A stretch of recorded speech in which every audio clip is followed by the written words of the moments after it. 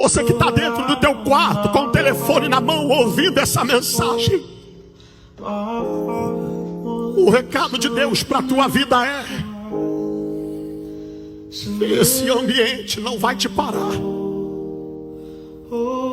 Essa notícia não vai paralisar o teu ministério. Você vai voltar a pregar.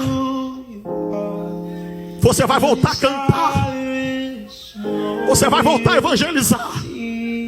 Você vai voltar a trabalhar para Jesus. Essa notícia não vai parar você. Eu sei que o teu desejo era desistir. O diabo tentou colocar na tua mente que era o ponto final e que não daria mais para você continuar. Mas vai ser nesse cenário de dor que acontecerá o maior milagre da sua vida.